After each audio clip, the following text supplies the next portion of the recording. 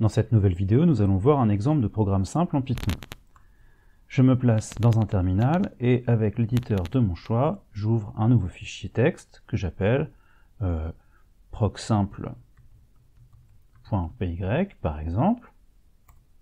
Et puis je vais taper le texte du programme. Donc je commence par une instruction print pour afficher du texte et je vais demander à l'utilisateur d'entrer un entier. Donc je vais taper print entrée un entier SVP parce que je suis poli, et puis entrée pour aller à la ligne. Alors soyez pas surpris parfois si dans mon éditeur comme ça à la fin des lignes vous voyez des petits dollars, c'est juste que le dollar indique que c'est le caractère de fin de ligne et mon éditeur est configuré pour afficher toutes ces choses là. Dans votre éditeur à vous, il n'y a peut-être pas de dollar, en tout cas le dollar c'est pas moi qui l'ai écrit.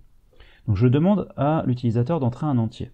Et puis je vais utiliser l'instruction input qui permet de demander quelque chose à l'utilisateur. Ça lui demande d'entrer une valeur au clavier, et cette valeur qu'il a entrée, je vais la stocker dans une variable a. J'écris donc a égale input, et puis parenthèse ouvrante, parenthèse fermante, ça veut dire que j'appelle la fonction input. Maintenant je vais faire un test avec cet entier. S'il est pair, je vais écrire que l'entier est pair, et s'il est impair, je vais écrire que l'entier est impair.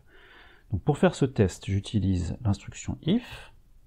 Si a est pair, ça s'écrit a modulo 2 est égal à 0. Ici, c'est le égal logique. 2 points pour indiquer que c'est la fin de la condition du if et qu'on va écrire le bloc d'instruction qui doit être effectué si la condition est validée. Et vous voyez que quand je fais entrer, ici, mon éditeur décale tout seul les lignes qui suivent. En fait, il faut les décaler, ça s'appelle indenter. Et en Python, il n'y a pas d'accolade, c'est l'indentation qui marque le fait qu'on est dans le bloc d'instruction du if. Ici, je vais mettre juste une instruction dans le bloc, je vais demander d'écrire nombre pair.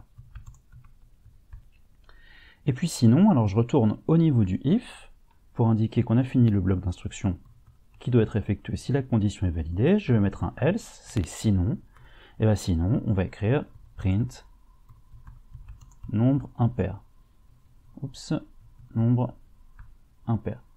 Voilà, vous remarquez aussi qu'il n'y a pas de point-virgule à la fin des lignes, et aussi que la variable a, je ne l'ai pas déclarée, encore une fois, j'ai directement affecté une valeur. L'utilisateur, s'il rentre un entier, a, ce sera un entier.